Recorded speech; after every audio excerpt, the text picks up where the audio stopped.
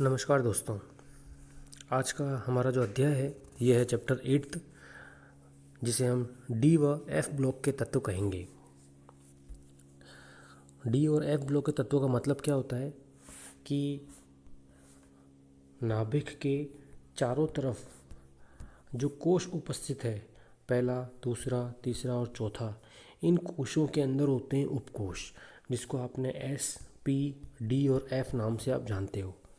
ठीक है, तो अभी एस और पी ब्लॉक जो है वो आप 11वीं में पढ़ चुके हो। ठीक है, और पी का आधा भाग आप 11वीं में पढ़ चुके हो, आधा आपको यहाँ पढ़ना है।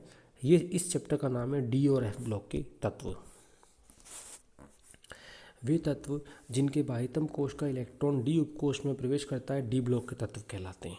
ठीक है, एस पी डी एफ में से जिनके बाह्यतम कोश का इलेक्ट्रॉन लास्ट वाला जो इलेक्ट्रॉन है अगर वो डी उपकोश में प्रवेश करता है, कौन से उपकोश में प्रवेश करता है, अगर वो डी उपकोश में प्रवेश करता है तो उसको हम डी उपकोश के तत्व कहते हैं। ठीक है, इन्हीं का दूसरा नाम भी है संक्रमण तत्व। क्या नाम है इनका? संक्रमण तत्व। इनको संक्रमण तत्व के नाम से भी जाना जाता है क्योंकि इनमें इलेक्ट्रॉनों का एक डी उपकोश से दूसरे डी उपकोश में संक्रमण होता है, इसलिए इनको संक्रमण तत्व कहते हैं। इन तत्वों का सामान्य इलेक्ट्रॉनिक विन्यास क्या है? n-1 D1-10 ns1-2। ये इनका सामान्य इलेक्ट्रॉनिक विन्यास है प्रत्येक तत्व का, n-1 D1-10 ns1-2। ये आपको जरूर याद रखना पड़ेगा क्योंकि परीक्षा में ये कई बार पूछा हुआ है।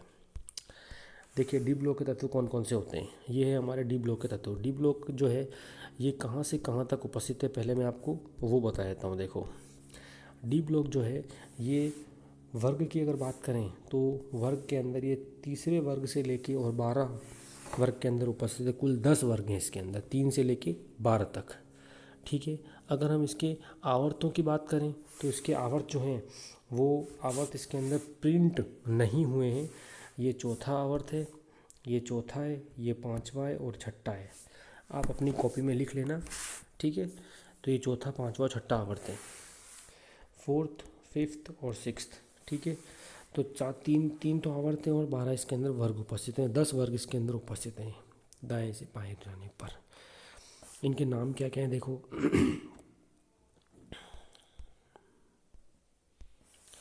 स्कैंडियम। किसी तत्व का नाम पता नहीं हो तो आप बुक से लिखना, या मैं जो बोल रहा हूँ उसको वीडियो को रोक कर लिखना। Scandium, titanium, vanadium, chromium, manganese, iron, cobalt, निकल, कॉपर और जिंक। इन तत्वों के नाम तो आप जानते हो।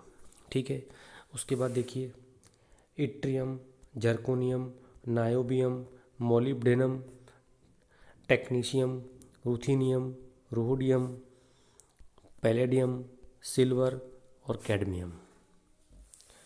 Lanthanum, hafnium, tantalum, tungsten, rhenium, osmium, iridium, platinum, gold और मरकरी। इस प्रकार से ये डी ब्लॉक के सारे तत्व पूरे होते हैं। आपको मुख्यतः इन डी ब्लॉक के तत्वों में कौन सी लाइन याद रखनी है? देखो, एक तो आपको ये पूरी लाइन याद रखनी है, एक जो मैं अप टू डाउन बना रहा हूँ, ऊपर से नीचे बना रहा हूँ, ये भी आपको याद रखनी है। एक ये वाली लाइन याद रखनी है, एक ये रखनी है, एक ये रखनी है जो बहुत इंपॉर्टेंट है, एक ये रवि रखनी है, एक ये भी रखनी है। इनको तो आपको लाइनों को याद रखना ही है किसी भी कंडीशन में। ठीक है, और ये किस वर्ग में आ रही है, किस आवर्त में आ रही है, वो भी आपको याद रखना है। अब देखिए गुणधर्म। डी ब्लॉक के तत्वों के कौन कौन से गुणधर्म है? उनमें पहला गुणधर्म है परमाणुवीय त्रिज्या। ठीक है, परमाणुवीय त्रिज्या में भी अपन पहला पढ़ते हैं बाएं से दाएं जाने पर। सारणी में बाएं से दाएं जाने पर प्रभावी नाभिक के आवेश में वृद्धि होती है जिससे आकार में निरंतर कमी होती जाती है। ठीक है, तो इसमें क्या होगा, हमको बार बार इस आवर्त में जाना पड़ेगा सारणी के अंदर।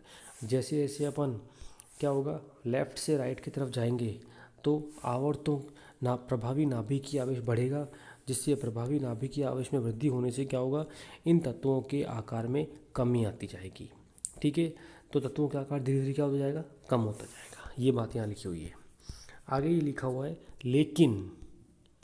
लेकिन वर्ग 10वें के बाद तत्वों के आकार थोड़े बढ़ जाते हैं जिसका कारण इलेक्ट्रॉनिक प्रतिकर्षण है। वर्ग 10 के बाद, 10 का मतलब क्या हुआ, देखो ये निकल के बाद यहाँ तक तो क्या हो रहा है, आकार में कमी हो रही है। ये आकार में कमी हो रही है। लेकिन क्या हुआ, कोबाल्ट या निकल के बाद आकार हल्का सा क्या हो गया, बढ़ गया, हल्का सा इनके आकार बढ़ गया। ऐसा क्यों हुआ? क्योंकि यहाँ तक पहुँचते पहुँचते, जैसे अगर मैं बात करूँ तो इसको कहते हैं D1, D2, D3, D4, D5, D6, D7, D8, D9 और D10। जैसे जैसे एक ही डी उपकोष के अंदर इलेक्ट्रॉन बढ़ते जाते हैं तो उन इलेक्ट्रॉनों में आपस में प्रतिकर्षण स्टार्ट हो जाता है, प्रारंभ हो जाता है। तो ये चीज़ 10वें वर्ग में आते आते कोबाल्ट के बाद में ये प्रतिकर्षण इतना बढ़ जाता है कि प्रभावी नाभिकीय आवेश में कमी हो जाती है, और इसके कारण निकल निकल कॉपर और जिंक इनमें इलेक्ट्रॉन प्रतिकर्षित करके दूर दूर होने लगते हैं, जिससे इनका आवेश जो था वो छोटे से लेकर इनका जो कक्षक है वो छोटा नहीं होकर थोड़ा सा आगे की तरफ खिसक जाता है, बड़ा हो जाता है प्रतिकर्षण के कारण। ठीक है, ये का ये जो क्रम है, ये का ये क्रम इस वाली लाइन में, इस वाली लाइन में, और तीनों तीनों श्रेणियों में नज़र आता है। इसमें निकल के बाद नज़र आता है, इसमें पैलेडियम के बाद, और इसमें प्लेटिनम के बाद। मतलब इन सब के आकार हल्के हल्के से बढ़ जाते हैं, थोड़े से ऊपर हो जाते हैं इनके आकार। ये परमाणु आकार का गुण है। अब आते हैं हम ऊपर से नीचे। ऊपर से नीचे प्रथम श्रेणी से द्वितीय श्रेणी में जाने पर आकार में वृद्धि होती है, लेकिन द्वितीय से तृतीय श्रेणी लगभग समान होती है, जिसका कारण लेंथेनाइड संकुचन है। देखिए, बहुत इंपॉर्टेंट टॉपिक आ रहा है। मैं आपको फिर कह रहा हूँ, लेंथेनॉइड संकुचन या लेंथेनॉइड आकुंचन दोनों का मतलब एक ही है। परीक्षा में लगातार कई बार पूछा हुआ क्वेश्चन है ये। ठीक है, समझना इसको क्या बात हो रही है यहाँ पर भी। देखो, बात ये हो रही है कि अब हम ऊपर से नीचे आ रहे हैं। जैसे जैसे हम ऊपर से नीचे आएंगे तो आकार में क्या होनी चाहिए, वृद्धि होनी चाहिए, क्योंकि आकार आवर्त बढ़ता है तो आकार में वृद्धि होगी। लेकिन यहाँ क्या हो रहा है, देखो आप, जब आप प्रथम संक्रमण श्रेणी, इसको हम कहते हैं प्रथम संक्रमण श्रेणी, इसको द्वितीय संक्रमण श्रेणी, ये तृतीय संक्रमण श्रेणी है। जब हम प्रथम संक्रमण श्रेणी से द्वितीय संक्रमण श्रेणी में आ रहे हैं तो आकार में वृद्धि हो रही है। ठीक है, मतलब कि कैडमियम के आकार जिंक के आकार से बड़ा है, आयरन का आकार रुथेनियम के आकार से बड़ा है। ठीक है, ये बात आपको समझ में आ गई। लेकिन द्वितीय संक्रमण श्रेणी और तृतीय संक्रमण श्रेणी, इन दोनों के आकार लगभग समान है। होनी तो चाहिए थी वृद्धि, लेकिन वृद्धि हो ही नहीं पाई, और द्वितीय संक्रमण श्रेणी और तृतीय संक्रमण श्रेणी के आकार लगभग समान हो गए, बढ़े ही नहीं। इसका क्या कारण है? ठीक है, तो यहाँ दिया है इसका नाम लेंथेनॉइड आकुंचन। अब हम पढ़ते हैं लेंथेनॉइड आकुंचन क्या होता है। देखो, तृतीय संक्रमण श्रेणी में लेंथेनम के बाद 14 एफ ब्लॉक के तत्व उपस्थित होते हैं। लेंथेनम के बाद 14 एफ ब्लॉक के तत्व उपस्थित होते हैं, तथा हॉफनियम के बाद सभी तत्वों में 4f14, ये जो मैं बात बोल रहा हूँ इसको आप याद रखना, 4f14 इलेक्ट्रॉन आते हैं, जिससे 14 प्रोटॉन नाभिक में प्रवेश करते हैं, और नाभिक का प्रभावी आवेश इतना बढ़ जाता है कि इन तत्वों के आकार में कमी आ जाती है। इसे लेंथेनॉइड संकुचन कहते हैं। ये परिभाषा परीक्षा में आती है। यहाँ जो मैंने पूरी बात बताई है ना, अब इसको मैं आपको एक ग्राफ बना के समझाता हूँ कि किस प्रकार से यहाँ पर क्या हो रहा है। देखो, आप पहले तो आप यहाँ आइए, यहाँ आपको देखना है इस जगह पे, यहाँ देखो आप इस जगह पे क्या हो रहा है। यहाँ अगर आप ढंग से देखोगे तो यहाँ पर लेंथेनम के बाद में क्या है, हॉफनियम उपस्थित है।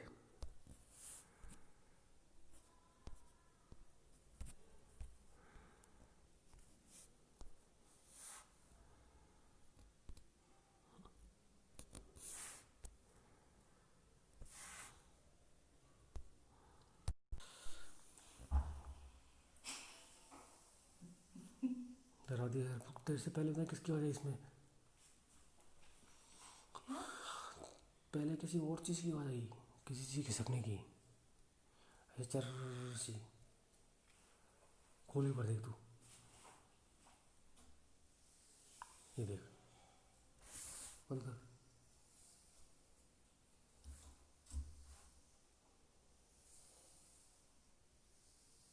ये क्या रही चौहानी से,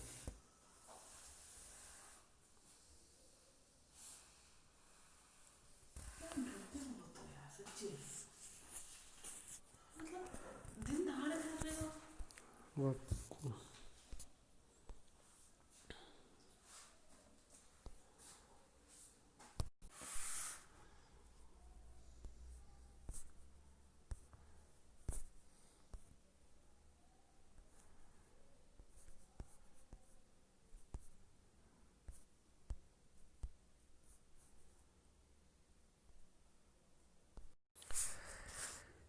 अब आपके नेक्स्ट जो टॉपिक है वो है आपके मिश्र धातुएं।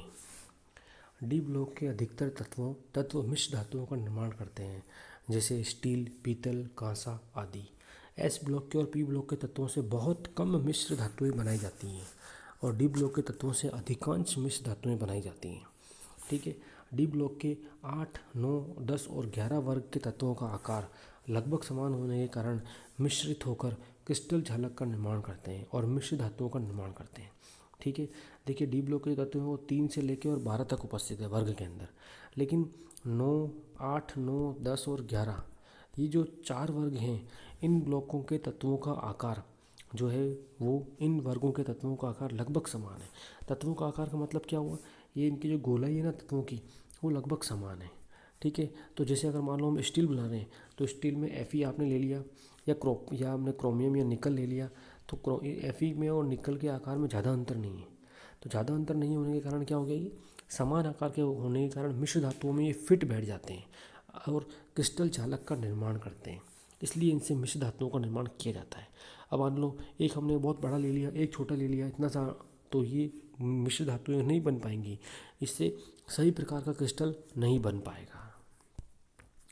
अंतराकाशीय यौगिक का निर्माण, ये सब इनके गुण हैं। जब डी ब्लॉक क्रिस्टलों के मध्य उपस्थित अंतराकाशीय स्थानों में को अन्य छोटे आकार के तत्वों से व्यवस्थित किया जाता है तो उनसे बनने वाले यौगिक को अंतराकाशीय यौगिक कहते हैं। वो छोटे तत्व कौन से हैं? कार्बन, हाइड्रोजन, नाइट्रोजन और बोरोन। कार्बन, हाइड्रोजन, नाइट्रोजन और बोरोन। जैसे हमारे पास में जो डी ब्लॉक के तत्व हैं, उन डी ब्लॉक के तत्वों का आकार ये आ रहा है। मान लो ये कोई एक डी ब्लॉक का तत्व है, हमने क्या किया, ये जो बीच बीच में स्थान बने हुए हैं, ये वाला स्थान है, ये स्थान है, ये स्थान है, इन स्थानों पर छोटे आकार के तत्व डाल दिए। वो छोटे आकार के तत्व कौन से हैं? कार्बन, हाइड्रोजन, नाइट्रोजन और बोरोन। छोटे आकार के तत्व आपने यहाँ भर दिए इसके अंदर। तो इनको भरने से क्या होगा, इनका जो बीच का रिक्त स्थान था वो भर जाएगा, तो इससे बनेंगे अंतराकाशीय यौगिक।